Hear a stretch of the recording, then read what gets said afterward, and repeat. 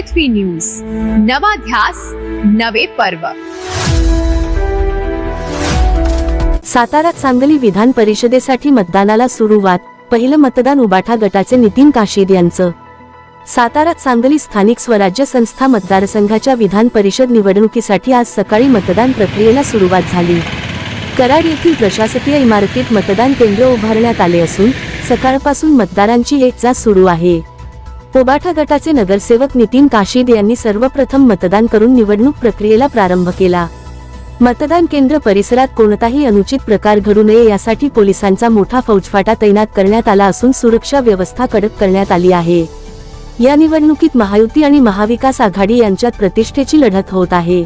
दोन्ही बाजूंनी मतदारांची बांधणी आणि रणनीती आखण्यात आली असून विजयासाठी जोरदार प्रयत्न सुरू आहेत। दरम्यान भाजपचे सर्व मतदार सकाळी 10 वाजेनंतर मतदानासाठी येणार असल्याची माहिती पक्षाच्या सूत्रांकडून देण्यात आली आहे। संपूर्ण जिल्ह्याचे लक्ष लागून राहिलेल्या या निवडणुकीत कोण बाजी मारणार याकडे सर्वांचे लक्ष लागले आहे। कराड येथील प्रशासकीय इमारतीत सातारा सांगली विधान परिषद निवडणुकीसाठी मतदान प्रक्रिया शांततेत सुरू झाली आहे। महायुती आणि महाविकास आघाडी यांच्यातील या प्रतिष्ठेच्या लढतीत मतदारांचा कल कोणाकडे झुकणार हे निकालानंतर स्पष्ट होणार आहे।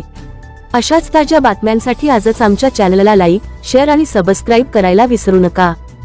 सागर दंडवते, पृथ्वी न्यूज, कराड। आज विधान परिषदेच्या सातारा सांगली स्थानिक स्वराज्य संस्थेच्या विधान परिषदेच्या आमदारकीच्या मतदानाला सुरुवात झालेली आहे आणि सर्वात प्रथम या इथं मतदान करण्याचा बहुमान मला लाभलेला आहे।